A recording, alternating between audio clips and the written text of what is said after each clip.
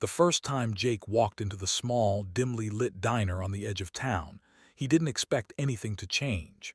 His life had been a series of roaring motorcycles, endless highways, and a reputation that made most people cross the street when they saw him coming. But that night, something made him pause. Behind the counter, wiping down tables with a trembling hand and a forced smile, was Lily. And when she looked up at him, he noticed the bruises, fresh, dark, and impossible to ignore, etched across her arms. No one in town had ever dared look at her, let alone care. But Jake did, and what he decided to do next would shake the quiet little town to its core. Lily had always been a survivor. She wore her uniform like armor, smiling through the pain that clawed at her every day.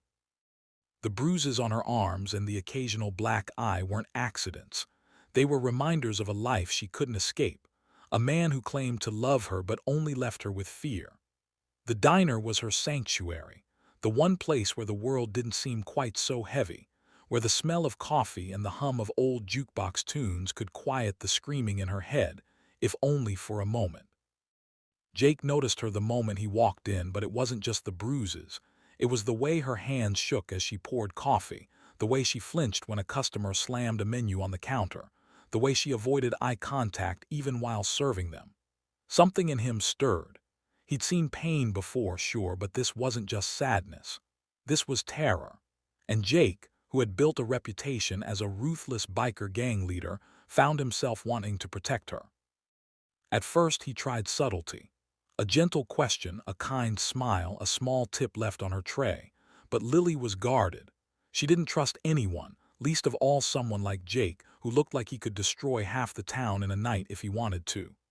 Yet day by day, his presence became a constant she didn't dread. And slowly, in her quiet moments when she thought no one was looking, she began to notice him noticing her. One rainy evening after the diner had closed, Lily dropped her tray and it shattered, sending shards across the floor. She yelped, instinctively curling into herself as if expecting the worst. Jake, who had been leaning against the doorway, was suddenly beside her.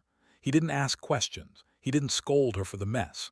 He simply helped her clean it, his strong hands moving gently over hers.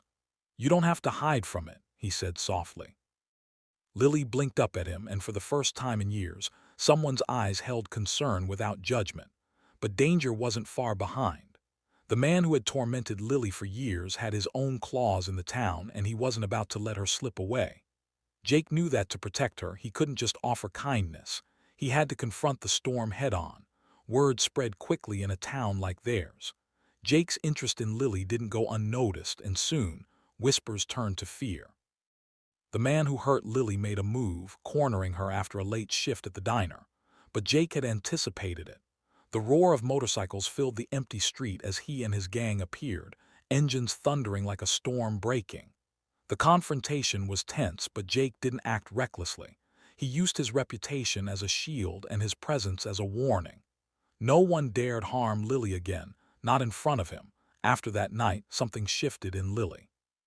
The fear that had once defined her life began to loosen its grip. She started speaking, small at first, about the pain she had endured. And Jake listened, not as a biker leader, not as a man of influence, but as someone who genuinely cared. Together, they found ways to navigate the aftermath, therapy sessions, safe places to stay, and slowly, rebuilding her sense of self-worth. The town watched, astonished, as a man they had feared became the unexpected guardian of the woman they had ignored. Jake's transformation wasn't just about protecting Lily. It was about proving that strength wasn't only measured by the power to intimidate, but by the courage to care, to intervene, and to fight for someone else's dignity. Months later, the diner was quieter, safer, and brighter. Lily still worked there, but she walked taller, her smiles no longer forced.